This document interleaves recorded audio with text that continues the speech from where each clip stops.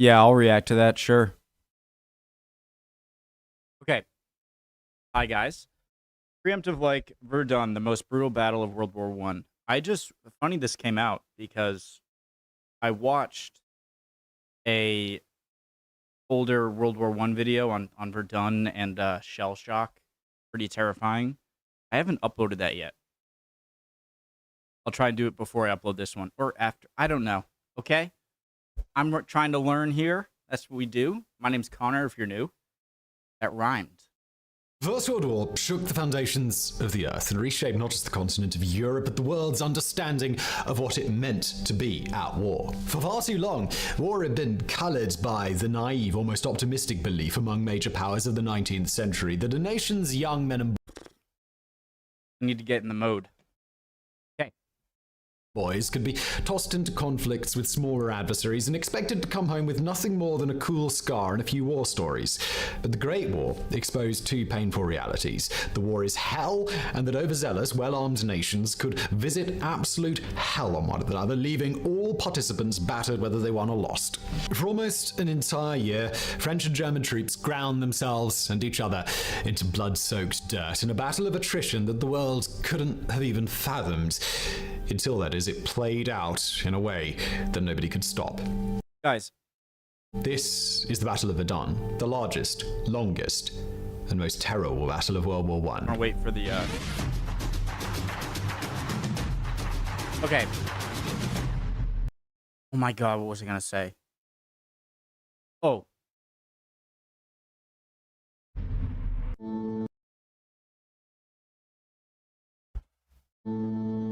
I forget. When the nations of Europe... Oh, I remember. Why did... So the Industrial Revolution, it's not like it kicked off in like the very late 1800s, early 1900s. What happened that made people or humans so good at killing each other in Europe that it took all the way until almost the 1920s to have the machines and weapons capable of... It seems to me like a World War I style of destruction we should have been capable of doing that earlier on. Clearly we weren't. And I just, like, what happened in the very early 1900s that just, boom, you have the tank, you have the airplane, you have extremely good machine guns, really good artillery. What happened? And obviously a world war has to break out in order for those weapons to be used. So I'm wondering how early on were all of the weapons that caused... Oh, and you had poisonous gas, right? Used in warfare. Like, so many things in World War I that were brand new to warfare that made killing so efficient. Well, when did that happen? When did Europe have those weapons, I guess?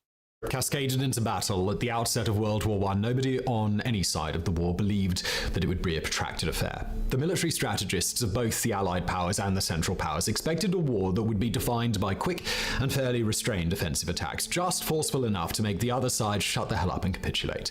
According to the thinking of the time, modern nations simply couldn't afford to sustain a long war. After all, their economies had far more important things to do, raising civilization up on a continental scale. And their weaponry, more advanced than ever, was also efficient. So efficient, in fact, that battles would be decided quickly and decisively. Lots of destruction all at once, and then everybody could pick up the pieces.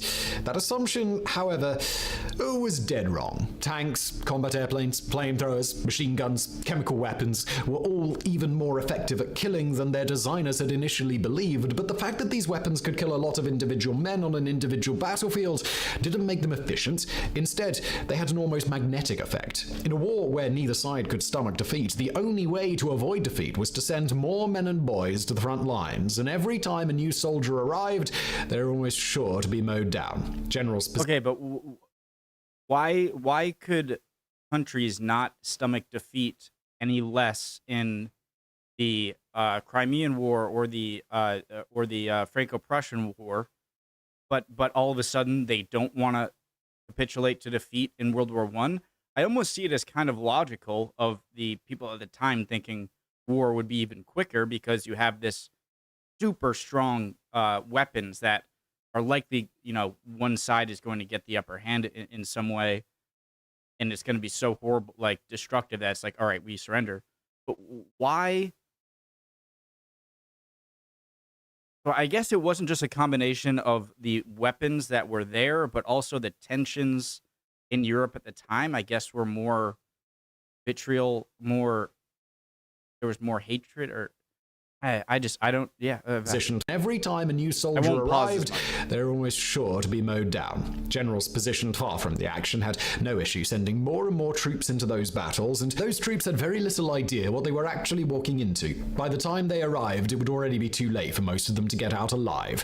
By the time the French and German forces began massing around Verdun, this horrible process was already well underway. German forces had surged into France, taking significant territory and incurring devastating losses. But Germany's successes to that point were just as contingent on French failures as German successes. For example, France was convinced that it could hold its territory by holding hundreds of forts, which ended up being target practice for German artillerymen. French decision-makers also had tended to laugh at the idea of heavy artillery and modern machine guns, which, according to France's Inspector General of the Infantry, would not make the slightest difference to anything. Making matters worse, the French consistently underestimated just how strong German forces actually were. French strategists had the tendency to badly underestimate the value of Germany's conscripted troops in their reserves, informed by the fact that French conscripts of the time were widely regarded as being a bit shit. The Germans, however, were not shit, and when France's Wasn't the Franco-Prussian War 40 years prior? 1, 2, 3. About 40 years prior. And so Germany kind of whooped France at war. So how are you regarded as being a bit shit? The Germans, however, were not shit. And when France's well-respected frontline infantry went up against Germany's frontline and reserve troops, they wouldn't just be badly outnumbered. They'd be badly outnumbered with their best troops positioned right in Germany's crosshairs. Taken together, these failures meant that by the time German forces were encroaching on Verdun, France was getting shredded apart by the onslaught. French forces had at least the good sense to dig into defensive positions, trenches, that would keep their remaining men somewhat safer, and in response, the Germans had dug in their own trenches as well. The continued German offensives, with the goal of taking more territory, ended up just leveling the playing field a bit, as now it was the Germans who were unable to fully adapt to changing times. Despite small breakthroughs here and there, their assaults mostly resulted in the deaths of many Germans as opposed to relatively few French. The solution, as German leaders saw it, was to force a breakthrough, one massive, focused assault to shatter a part of the French defense from which the Germans could then begin a much larger campaign of encirclement to overrun the French entirely. Their target was the city of Verdun, a fortress town that essentially served as the gateway to taking Paris outright. From the German perspective, Verdun was the best target they had. It was surrounded by the Germans on 3 sides. It could only be supplied on the French side by a single road, and much of the French artillery there had been shifted away to other parts of France, while the town's forts had been abandoned in favor of defensive trench lines behind the city.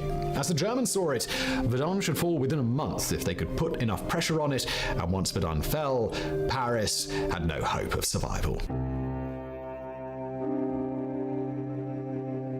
The commander of German forces on the Western Front, General Erich von Falkenhayn, was committed to enduring a battle of attrition in order to win his victory at Verdun. As he saw it, Verdun was more than a gateway to Paris. It was a linchpin of the French defense, and it was a potential major pressure point for French morale. And if Verdun was a city that the French felt they couldn't afford to lose, then it was perfect for the Germans to pile on the pressure there, forcing the French to bleed themselves dry in a ruinous attempt to pay for Verdun with human lives. Von Falkenhayn's strategy was as simple as it was brutal. First, his forces would make limited advances toward the city with the aid of a short but hellish storm of artillery fire. Then, French reserves would be brought forward to respond, only to be caught in the next wave of artillery shelling. The Germans would move forward, the French would respond, and the Germans would bombard them again and again for as long as it might take to finish the battle.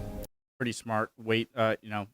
Act as if you're you're out of, like, your artillery barrage is done. This approach would keep France on the back foot, preventing any true counterattacks while forcing them to either react quickly or concede more and more territory.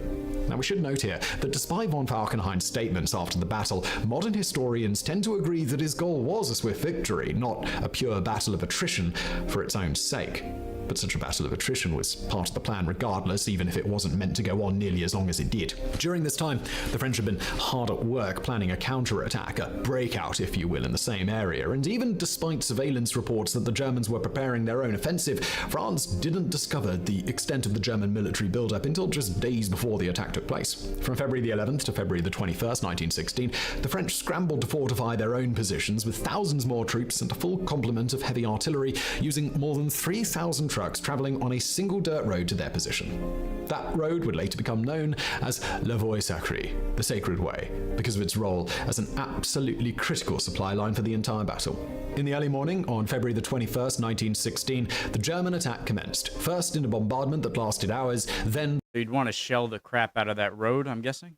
by advanced scouts who determined the German attack commenced, first in a bombardment that lasted hours, then by advanced scouts who determined where the vulnerable points of the French defense were located, and finally by German infantry who secured significant portions of France's first layer of defense using flamethrowers and machine guns. On the 21st, the French were forced to pull back 3 full miles from their initial defensive positions. Over the next few days, the Germans took full control of the first French defensive line despite counterattacks at the expense of thousands of French troops who had been told to defend essentially open land with only minimal cover. Within a couple more days, the Germans were through the second French defensive line, and as they did, the French commander at Verdun was relieved of duty. His replacement was General Philippe Pétain, a man who, by the end of the Battle of Verdun, would Didn't he become the leader of Vichy France in World War II?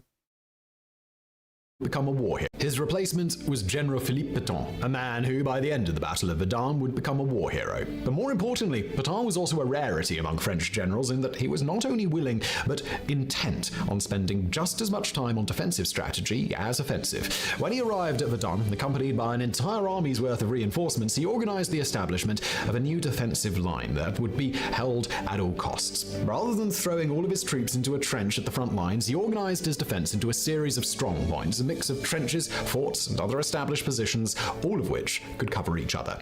Pétain's attempt to stonewall the German advance paid off. Although he conceded significant portions of the battlefield, he was able to greatly slow down the German advance and bought valuable time for French airmen to deal with the German airplanes overhead. Behind his infantry lines, Pétain also brought a hell of a lot more artillery than had initially been present in Verdun, and he ensured that those artillery batteries were given the proper communications equipment to coordinate their activity. The Voie Sacrée was kept open at all costs for more ammunition and supplies to arrive, and France was able to assemble a continual logistical effort dependent on automobiles on a scale that the world had never seen with motorized transport. And finally, he instituted a policy of cycling troops in and out of battle quickly, keeping his frontline troops awake and alert while giving respite to those who had endured constant shelling for too long. Almost as soon as Pétain took command, Germany assaulted a nearby village with a force of 500,000 men. But despite such an overwhelming crush of enemy troops, the French were able to rally just in time, digging their heels in enough that the village was not lost. It's hard to overstate just how massive of a victory this was. The French defense, just days earlier, had been on the verge of being overrun completely, but the situation was no longer entirely hopeless. The Germans, however, they were forced to rethink their strategy. Initially, they'd been able to advance infantry under the cover of a heavy artillery barrage, but because French troops and artillery were now holding stronger defensive positions, moving German artillery forward meant putting it within range of the French's weapons. A full frontal assault was no longer entirely feasible, so attacks around the flanks, they'd have to do. Both sides might have attempted to take a bit of a breather, if not for the fact that the rest of the war was still raging on. The Germans could see a British attack coming, targeted toward the upper part of the River Somme, and they intended to tie up as many French in Verdun as they possibly could. The French, by contrast, wanted to keep German forces from departing Verdun so that they couldn't go reinforce the Somme. In early March, The Germans carried out a more careful assault, capturing that aforementioned village that the French had initially managed to hold and contesting control of a hill that was quickly turned into a no-man's land between the two sides. The Germans used these gains to push inward. The French recalibrated their lines, and once the French had an opportunity to dig in again, they repelled subsequent German attacks around the River Meuse, which runs through Verdun. The battle fell into a stalemate for the month of April, and after the catastrophic losses of March, it was a critical reprieve for the leadership on both sides to think through their options. But nowhere on either side was there much thought of abandoning Verdun entirely. By this point, both sides had reason to think that they could win, and both sides had sustained too many losses to stomach the idea of turning tail. In May, despite renewed German assaults, the French began to work toward launching more counterattacks, and although pressure was ratcheting up on both sides of the battle to wrap things up in advance of a pivot to the Somme, neither side was in any position to fully bring down the other. The Germans were the ones in a somewhat better position to turn the tide, but their luck changed in early June when developments in a completely unrelated battle on the Eastern Front required Germany's attention to shift away from Verdun. Although troops on the ground continued to work for control of the city, valuable reinforcements were diverted eastward, and even though sustained German assaults through that period pushed General Pétain and the French to the brink of complete collapse, the Germans were unable to finish the job in time. By the end of June, the Battle of the Somme began, and with both sides focused on that immensely costly battle, Germany's momentum at Verdun had ground to a halt. It was at about this time that Germany's position in World War I began to sour. Forced to weather the failures of Austria-Hungary and a combined assault from the British, the Soviets, and the French, the Germans were no longer able to sustain the same war of attrition in Verdun.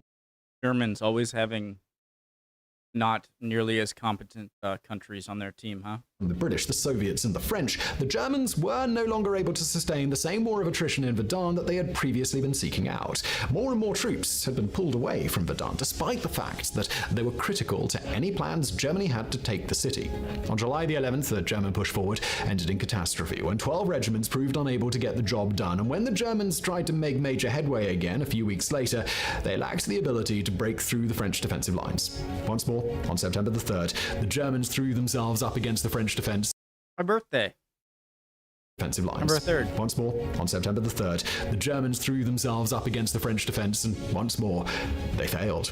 Germany, despite its best efforts, had been depleted, and the French didn't skip a beat. With Germany's soft underbelly finally exposed, the French began to push back. After holding their lines for another month, French forces, under the command of General Charles Mangin, assaulted the German lines, causing a slow, creeping, continual barrage of heavy artillery, followed by 3 French infantry divisions who mopped up anyone and anything left behind.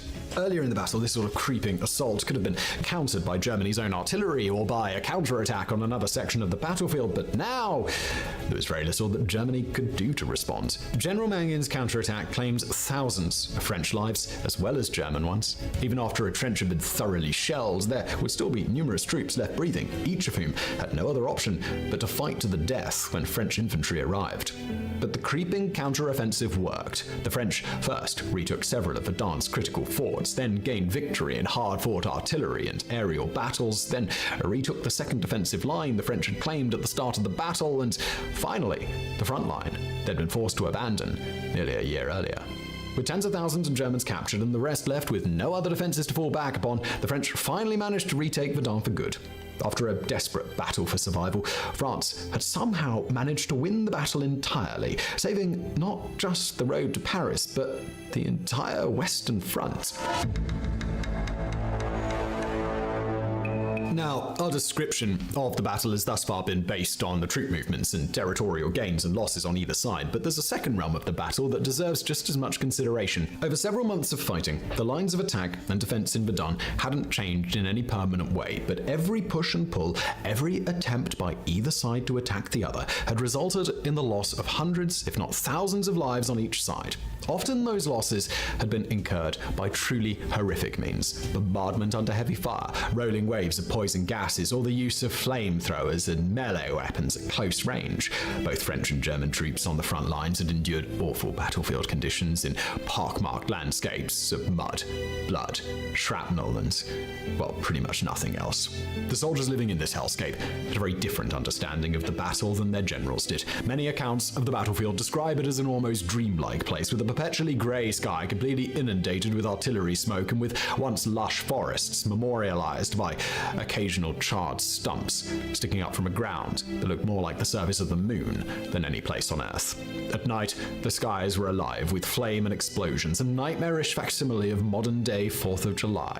And then there were the bodies, often unrecoverable when they were killed, left out in the open for days at a time. Even when they were buried in the graves that were shallow and hastily dug, they'd be disinterred when the next artillery shell struck, and the artillery, it never ceased.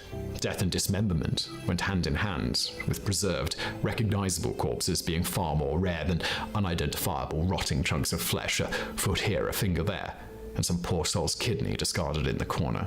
There should be no surprise that disease ran rampant in such an environment, and that the thick stench of decay and chemical weapons hung heavy over the entire battlefield, or that the troops forced to live their lives next to the dead were indelibly scarred. In the words of one American pilot who had volunteered to fight for France, quote, "Nature had been ruthlessly murdered. Every sign of humanity had been swept away. Roads had vanished, and forests were fire-blackened stumps. Villages were grey smears where stone walls were tumbled together. Only the faintest outlines of the great forts of Douaumont and Vaux could be traced against the churned-up background. Only broken, half-obliterated links of the trenches were visible." Nothing in the war ever equaled the intense slaughter and gothic, nightmarish qualities of Verdun. The quote ends. Other accounts followed with his, mostly from French and German infantrymen forced to survive in a place utterly bereft of the glory and heroism they'd thought they'd find in battle. One French infantryman wrote in June of 1916 as reinforcements finally reached his position, quote, "Oh, we're glad to get out of here because we've been completely brutalized by the bombardment. One has to have a strong heart to endure such a martyrdom. This is not a war, it's a massacre. Oh, when will it end? It's terrible to see what's happening." Said another, speaking of the dead and dying, "Farther on, there are many wounded to tend, others who are carried back on stretchers to the rear. Some are screaming, others are pleading. One sees some who don't have legs, others without any heads, who have been left for several weeks on the ground." And another quote, "I stayed 10 days next to a man who was chopped in two. There was no way to move him. He had one leg on the parapet and the rest of his body in the trench. It stank and I had to chew tobacco the whole time in order to endure this torment." The psychological toll that this battle took on its soldiers on either side of the battle simply can't be overstated. As a French captain reported just after a quick taste of Verdun, at least compared to what many men experienced, quote, "I have returned from the most terrible ordeal I have ever witnessed. 4 days and 4 nights, 96 hours, the last 2 days in ice-cold mud, kept under relentless fire without any protection whatsoever, except for the narrow trench, which even seemed to be too wide. I arrived with 175 men. I returned with 34. Of whom several had half-turned insane." A German soldier related his experience watching men from Verdun, the only survivors from a company of around 100. "We watched as we passed them. They were about 20. They walked by us as living, plastered statues. Their faces stared at us like shrunken mummies, and their eyes were so immense that you could not see anything but their eyes." Even General Pétain himself had some understanding of the depth and magnitude of the horrors that he had put his men through, writing of them years after the battle. "Their expression seemed frozen by a vision of terror. Their gait and their postures betrayed a total dejection. They sagged beneath the weight of horrifying memories." But perhaps one German soldier put it best of all. "Our poor men have seen too many atrocities, have witnessed too many incredible matters. I cannot believe that we will be able to cope with this. Our poor little minds simply cannot comprehend all of this."